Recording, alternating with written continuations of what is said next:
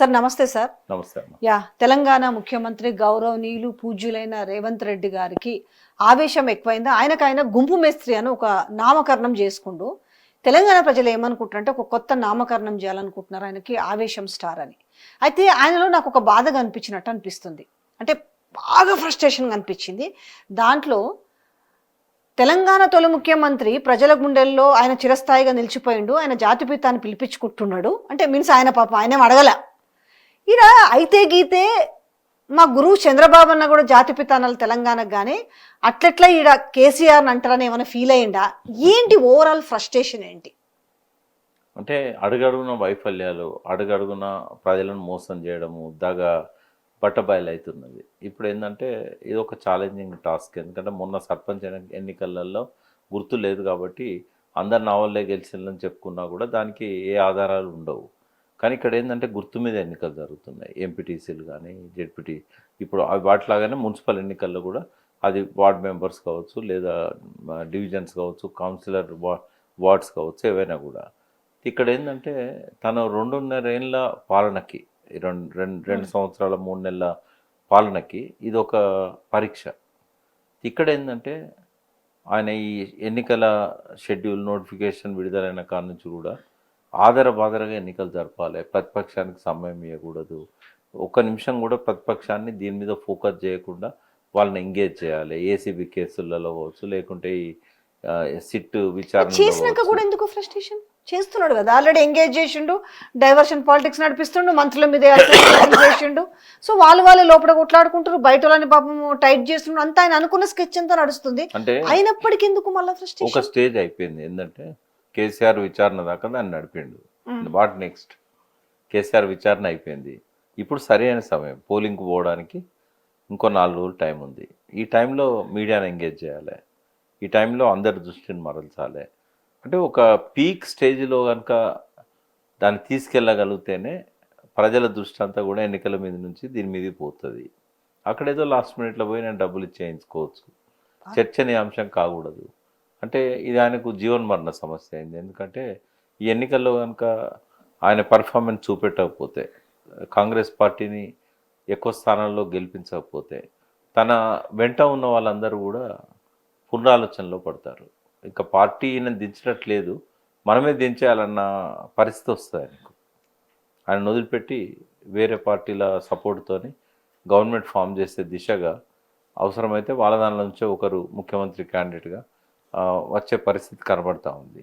కాబట్టి ఈ పరిస్థితుల్లో ఫ్రస్ట్రేషన్ రాకపోతే ఏమవుతుంది? 10 ఏళ్ళు ఉండాలనుకున్నాడు, ఇంత తక్కువ సమయంలో దిగిపోయే పరిస్థితి వచ్చినప్పుడు ఏం చేస్తాడు ఆయన? జాతి ఇప్పుడు రావు వెలమాసిన అందరినీ కలిపి మీ జాత ఇంకా వద్దులే, ఎందుకంటే అగైన్ అవే మాటలు అనాలని లేదు. ఇప్పుడు వాళ్ళ దాంట్లో కూడా ఆల్మోస్ట్ ఒక 7 గెలిచిన వాళ్ళు ఉన్నారు, ఎమ్మెల్యేలు కావచ్చు, తర్వాత ఇంక్లూడింగ్ ఒక ఎమ్మెల్సీతో కలిపితే ఉన్నారు. దీంట్లో ఒక 6 మెంబర్స్ దాకా ఆల్మోస్ట్ దీంట్లో ఉన్నట్టున్నారు.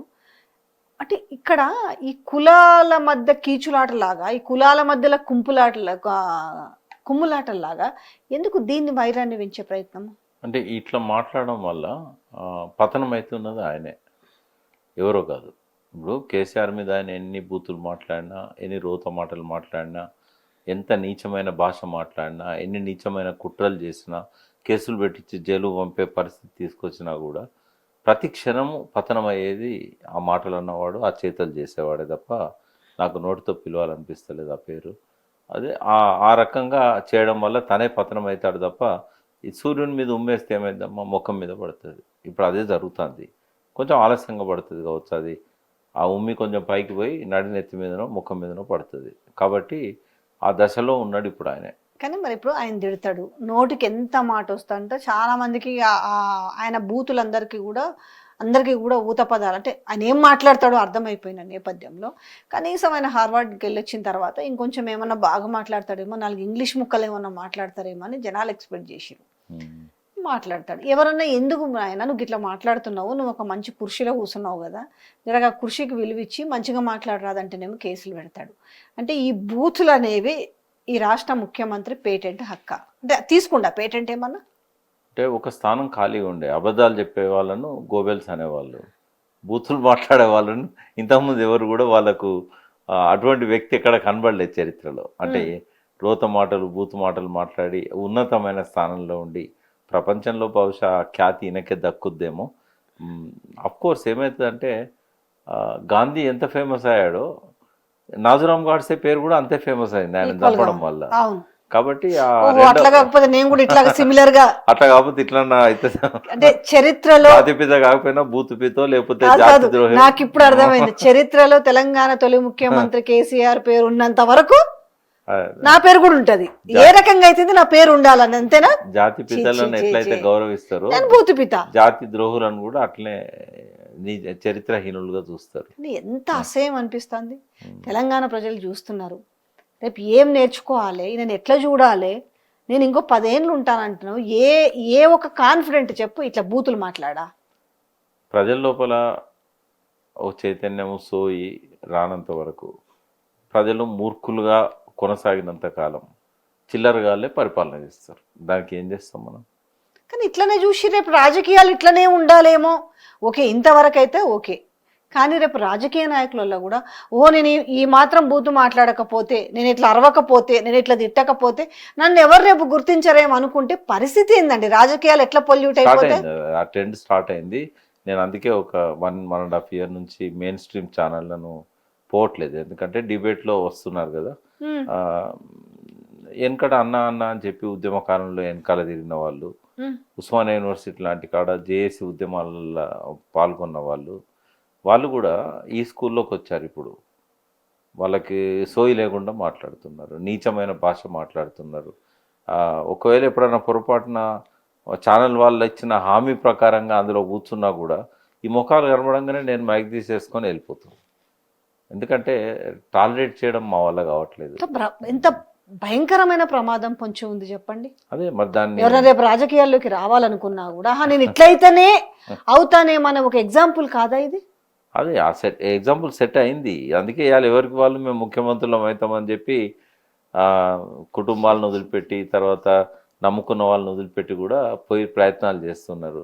ఏమున్నది, ఆయన రేవంత్ రెడ్డి ముఖ్యమంత్రి కాగా ఆయన కంటే తెలివైన వాళ్ళం మేము, ఆయన కంటే మాకు అన్ని రకాల హంగులు ఉన్నాయి, జరుగుతూ ఉన్నాయి. ఇప్పుడు నేను నిన్న మొన్న అంటే కొద్ది రోజుల నుంచి చూస్తున్నాను నేను సోషల్ మీడియాలో, ఆయన ఏ సామాజిక వర్గానికి సంబంధించిన వ్యక్తో అందరికంటే ఎక్కువగా ఆ సామాజిక వర్గానికి సంబంధించిన వాళ్ళు ఎక్కువగా బాధపడుతున్నారు. మనము మార్పు తెస్తామని చెప్పి మన పార్టీలకు అతీతంగా మన వర్గం అంతా కూడా ఈయనను పెంచి పోషించింది, ఈయన మన విలువను దిగదారుస్తున్నాడు, మన సామాజిక వర్గానికే మచ్చ తెస్తున్నాడు, ఈయనను మనం రాంగ్ సెలక్షన్ ఏమో అనే నిర్ణయానికి వచ్చినట్టుగా పెద్ద పెద్ద వాళ్ళు చెప్తున్నారు. అందులో క్యాబినెట్లో ఉన్న వాళ్ళు చెప్తున్నారు.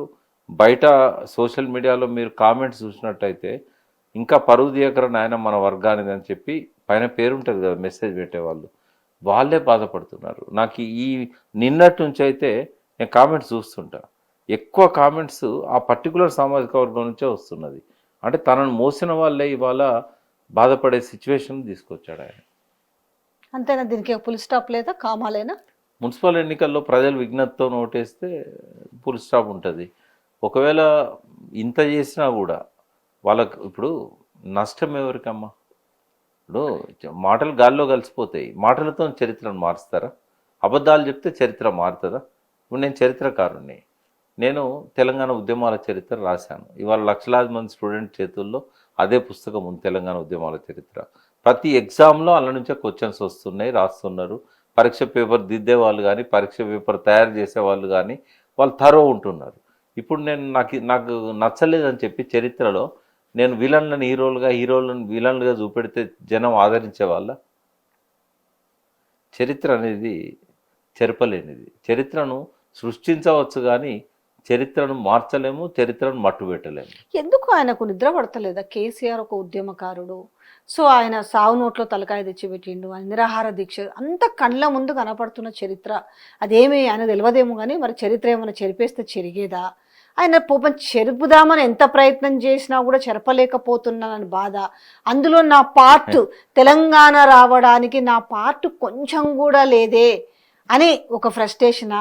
అరే ఘోరంగా ఈరోజు ఇంత డిస్కషన్ జరుగుతుంది అంటే నువ్వు మాట్లాడినా వెళ్ళిపోయినావు కావచ్చు, నీకు ఎవరైనా స్క్రిప్ట్ ఇచ్చిరో, నువ్వు ఓన్గా మాట్లాడినావో, ఏం జరిగిందో తెలుసు, కానీ దాని వెనకాల ఉన్నాయి కూడా బేర్ చేయాలి కదా. ఇప్పుడు మేము ఎందుకు వచ్చినామో తెలంగాణ ఉద్యమంలోకి, నేనైనా జయశంకర్ సార్ అయినా, అవును. 96లో ఆయన అప్పటికే 65 ఏళ్ళు దాటిన వ్యక్తి. నాకు వృద్ధాప్యంలో ఉన్న నేను ఇప్పుడు నేను ఏం చేయాలని కూడా అన్నాడు ఆయన. అని సార్ ఈ తెలంగాణ విముక్తి కాకపోతే ఇప్పుడు రోజుకు 10 మంది రైతులు ఆత్మహత్యలు చేసుకుంటున్నారు. దేశానికి అన్నం పెట్టే రైతు ఆత్మహత్య చేసుకునే పరిస్థితి వచ్చింది. రోజుకి ఇద్దరిని బూటకు ఎన్కౌంటర్లో చంపేస్తున్నారు. ముక్కుపచ్చలారని విద్యార్థులను కూడా కంబైన్డ్ స్టడీ చేయడానికి వచ్చిన వాళ్ళని కూడా పట్టుకుపోయి కాల్ చేస్తున్నారు. అంటే ఎక్కడ చూసినా కూడా పంట పొలాలు బీళ్లుగా మారిపోయినాయి, బీడు భూములు అవుతున్నాయి. ఆ, 1,31,00,000 ఎకరాలలో పంటలు పండించే రైతులు ఇవాళ అప్పుల పాలై వాళ్ళకి అప్పు ఉట్టలేని పరిస్థితుల్లో పెరుగన్నంలో పురుగు మందు కలుపుకొని చచ్చిపోతున్నారు. దూలాలకు శవాలై వేలాడుతున్నారు. గజ్వెలు తర్వాత సిరిసిల్ల లాంటి కాడ నేసిన చీరలు అమ్ముడు పోక వాటినే ఉరిపెట్టుకొని చచ్చిపోతున్నారు పద్మశాలీలు. నగలు చేసే గోల్డ్ స్మిత్లు తేజాబు దాగి చచ్చిపోతున్నారు మార్కెట్ లేక. వాళ్ళకు నగలు ఇప్పుడు ఒక ఊర్లో పంటలు పండితేనే మిగులు ధాన్యం ఉంటుంది, మిగులు డబ్బు ఉంటుంది. ఆ డబ్బుతోనే ఒక ఉప్పరాయన దగ్గర పోయి మేస్త్రి దగ్గర పోయి ఇల్లు కప్పించుకుంటారు. ఆ డబ్బుతోనే కుమ్మరాయన దగ్గర పోయి కుండలు కొంటారు, లేకపోతే వస్తువులు కొంటారు. ఆ డబ్బుతోనే గొల్లల దగ్గర పోయి ఆడపిల్లని తెచ్చుకుంటారు, దావత్ చేసుకుంటారు. ఆ డబ్బులు ఉంటేనే కదా ఏదైనా చేసేది. ఆ వ్యవసాయమే అంతరించిన తర్వాత గ్రామీణ ఆర్థిక వ్యవస్థ మొత్తం పతనమైపోయింది. నీళ్లు లేవు. 1000 ఫీట్లు తవ్వినా కూడా ఒక చుక్క నీరు పడతలేదు. కృష్ణా గోదావరి నదులు గలగల తరలిపోతున్నాయి. మన వాళ్ళంతా కూడా బొంబాయి దుబాయ్ బొగ్గుబాయి బతుకులు అయిపోయినాయి. ఈ వలస బతుకులతోని ఎవరు సుఖంగా లేరు. మరి దీనికి పరిష్కారం తెలంగాణ అనుకున్నప్పుడు చావోరేవో తేల్చుకుందామని చెప్పి మంచి ఇన్కమ్ ఉండి అడ్వకేట్ ప్రొఫెషన్లో నేను సక్సెస్ఫుల్ లాయర్గా కొనసాగుతున్న నేను కానీ ఎంతోమంది ఆ రోజుల్లో త్యాగాలు చేసి ఈ తెలంగాణ కోసం నిలబడ్డాం. అంటే ఇప్పుడు మళ్ళీ వెనుకకు పోయి మళ్ళీ ఆ కరువులు రావాలా, మళ్ళీ వలసలు కావాలన్నా, మళ్ళీ ఆత్మహత్యలు కావాలన్నా, మళ్ళీ ఎన్కౌంటర్లు కావాలన్నా, ఏం ఆశించి ముద్రలు చెరిపేస్తారంటున్నారు?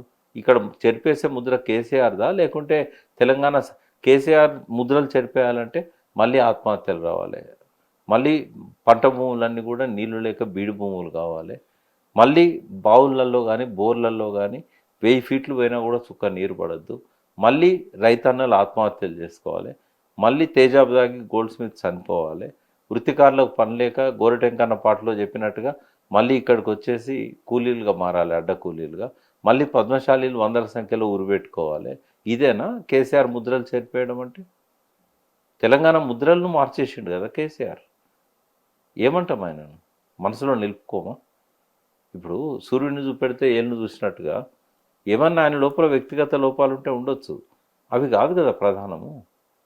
ఆయన ప్రగతి భవన్లోకి ఒక ఎల్ఐ వస్తానని దరఖాస్తు పెట్టుకుంటే రావద్దనడా? పోనీ ప్రగతి భవన్లోకి రానంత వరకు ఎల్ఐకి ఏమైనా నష్టం జరిగిందా? ఆయన ఊర్లో ఓ పశువులను కాసుకునేటోడు, లేకుంటే ఓ గొర్రెలను కాసుకునేటోడు, ఓ పంట పొలాల్లో నాట్లు వేసుకొని పంటలు చేసేటోడు ప్రగతి భవన్ రావాలని ఎందుకు అనుకుంటాడు? ఉద్యమకారులు ఉన్నారు, లక్షల సంఖ్యలో ఉన్నారు. నేను అడిగిన కేసీఆర్ గారిని, ఉద్యమకారులను మీరు ఆదరిస్తలేరని ఒక వ్యతిరేకమైన విమర్శ ఉన్నదని సీఎం ఉన్నప్పుడే అన్నా. అంటే ఎంతమంది ఉంటారు ఉద్యమకారులు అన్నాడు. సమస్త సమాజం ఉద్యమకారులే తెలంగాణలో. మరి నిన్న ఆయన ఉపన్యాసంలో కూడా కోదండరాంని పక్కకు కూర్చోబెట్టుకో అన్నాడు కదా, ఎవరెవరిని ఎటువంటి వాళ్ళని ఉద్యమంలోకి తీసుకొచ్చిండు అని. మరి అది అంటే కోదండరాం ఒక్కడే కాదు కదా, వెనకాలన్నది బీఆర్ఎస్ఏ కదా. మరి అటువంటి ఉద్యమకారులను ఎంతమందికి పదవులు ఇవ్వాలి కేసీఆర్? ఒక నియోజకవర్గంలో ఒకరు ఎమ్మెల్యే అవుతారు, ఆ నియోజకవర్గంలో 1000 మంది ఉద్యమకారులు ఉన్నారు. ఎంతమందికి ఇవ్వగలుగుతాడు ఆయన? అసలే ఒకరికి కూడా ఇవ్వలేదా? మరి ఎంతమంది ఎమ్మెల్యేలలో ఉద్యమకారులు లేరు, ఎంతమంది ఎమ్మెల్సీలలో లేరు, ఎంతమంది మినిస్టర్లలో ఉద్యమకారులు లేరు, ఎంతమంది లోకల్ బాడీస్లలో ఉద్యమకారులు లేరు, ఎంతమంది మున్సిపల్ చైర్మన్లు కాలేదు, ఎంతమంది జిల్లా పరిషత్ చైర్మన్లు కాలేదు, ఎంతమంది మండల ప్రజా పరిషత్ చైర్మన్లు కాలేదు. అంటే అబద్ధాలు చెప్పి ప్రజల లోపలికి పోయి కేసీఆర్ ముద్రలు చేర్పేస్తానంటే అవుతుందా? ఒక డౌటు అంటే ఇప్పుడు ఈ విషయాలు అంటే వెనకొక రా ముందొక రాబెట్టి ఓన్లీ పాలసీస్ పరంగా మాట్లాడితే ఎవరు ఫీల్ గారు. వ్యక్తిగత విషయాన్ని కూడా తీసుకొచ్చి ఉందో లేదో తీసుకొచ్చి ఆ విషయాన్ని మాట్లాడే టెలిఫోన్ ట్యాపింగ్ విషయంలో సరే అది ఒక బీఆర్ఎస్ వర్కింగ్ ప్రెసిడెంట్ కేటీఆర్ వరకు పరిమితమైందంటే ఆ మాటలు ఓకే. ఇంట్లో మూడు పిల్లల రికార్డులు విన్నాడు, హీరోయిన్ల తిన్నాడు, ఇట్లా మాట్లాడితే ఈ మాటలు ఆయన గనక వింటే ఆయన ఏం ఫీల్ అవుతుండొచ్చు? ఫర్ సపోజ్ ఆయనకి భూమికి ఉన్నంత ఓపిక ఉన్నది. ఎందుకంటే ఇటువంటి చిల్లరగాళ్ళను కొన్ని లక్షల మందిని చూసినాను, ఒక్కరిని కాదు ఇద్దరిని కాదు. ఇటువంటి వాటికి ఆయన స్పందించడు, ఇటువంటి వాటిని పట్టించుకోడు. ఇటువంటి వాళ్ళకు ఏ రకమైన గౌరవం కానీ విలువ కానీ ఆయన దగ్గర లేదు. ఆయన ఇటువంటి వాటి గురించి అసలు ఎన్నడూ స్పందించడు కూడా. ఎందుకంటే ఇప్పటిదాకా మనిషి పేరు కూడా ఆయన నోట్లోంచి మనం వినలేదు. అంటే ఏ స్థాయి ఉన్నదో ముఖ్యమంత్రి గారికి ఆయన దృష్టిలో అనేది అర్థం కావాల్సిన అవసరం. ఆ పేరు పలకటం లేదు కాబట్టి ఇట్లా ఆ ఫ్రస్ట్రేషన్ కూడా ఉన్నది, ఆ ఫ్రస్ట్రేషన్ కూడా ఉన్నది. ఇప్పుడు ఇంటెలిజెన్స్ ప్రకారం చూసుకుంటే మున్సిపల్లో చాలా భారీ ఫెయిల్యూర్గా కనపడుతున్నట్టుగా తెలుస్తుంది. నిజంగానే అనుకున్నట్టుగా భారీ ఫెయిల్యూర్ కనుక వస్తే ఏ విధంగా ఉండబోతుంది రాజకీయ ముఖ చిత్రం కాంగ్రెస్ పార్టీది? అంటే ఈయన ఎటువంటి అంటే ఏమైనా చేసి ప్రజలను కొనాలనుకుంటాడు. జూబ్లీహిల్స్లో మనం చూసాం, 36 గంటల ముందు ఏ ఛానల్ చూసినా కూడా 3%, 4% ఓట్స్ తేడాతోని గెలవబోతున్నది బీఆర్ఎస్ అని చెప్పారు. ఒక్క ఛానల్ కూడా వాళ్ళ సొంత ఛానల్ కానీ వాళ్ళ ఇంటెలిజెన్స్ కూడా వాళ్ళు 11% తేడా ఉంటట్టున్నది బీఆర్ఎస్ కాంగ్రెస్కు, బీఆర్ఎస్ గెలుస్తున్నదని చెప్పారు. రాత్రి మార్చేశాడు. నాకు గుర్తున్నది, ఒక్క రాత్రే మొత్తం. ఒకవేళ ఇంటికి తాళం వేసి ఉంటే కూడా గోడ మీకెళ్ళి నోట్ల కట్టలు విసిరేశారు, చీరలు విసిరేశారు. అంత పకడ్బందీగా ఎలక్షన్ మేనేజ్మెంట్ చేయగలిగారు. కాబట్టి ప్రజలు వాళ్ళ మనస్సాక్షిగా ఓట్లేస్తారనేది ఇంకా నాకు అనుమానంగానే ఉంది. ఎందుకంటే ఇందాకనే ఒక ఛానల్లో అన్నా నేను, అదే అక్కడ మాటలు మాట్లాడినా, ఇక్కడ ఒక పాటలో వాక్యాలు చెప్తా. సిరివెన్నెల చనిపోయి ఎక్కడున్నాడో తెలియదు కానీ ఒక గొప్ప మాటలు చెప్పాడు. నిగ్గదీసి అడుగు ఈ సిగ్గులేని జనాన్ని, అగ్గితోటి కడుగు ఈ సమాజ జీవోత్సవాన్ని, మారదు లోకం మారదు కాలం, దేవుడు దిగి వచ్చిన అని చెప్పి అంటాడు ఆయన. ఎవరు ఏమనుకున్నా ఎప్పుడు మారుతారో. ఎందుకంటే మాలాంటి వాళ్ళకు మనము ఇటువంటి జనం కోసమా మనం ఇంత కష్టపడి తెలంగాణ తెచ్చుకున్నది? నాలాంటి వాడు అడ్వకేట్ పొజిషన్ త్యాగం చేసి మళ్ళీ కోటేసుకోలేదు నేను తెలంగాణ ఉద్యమంలోకి వచ్చాక. మనకు వచ్చే అన్ని రకాల ఇన్కమ్ సోర్స్ను దెబ్బతీసుకొని కష్టాలు పడి రోజుకొక గండంగా బతికి తిండికి లేని రోజులు ఉన్నాయి. కారులో పెట్రోల్ పోసుకోవడానికి వీలుగా కారు నెలల కొద్ది మూలో పెట్టిన రోజులు ఉన్నాయి. జీతం ఇవ్వకపోతే డ్రైవర్ పారిపోయిన రోజులు ఉన్నాయి. అష్ట కష్టాలు పడి ఎన్ని శ్రమ కోర్చి ఇలా తిరగని ఊరు లేదు.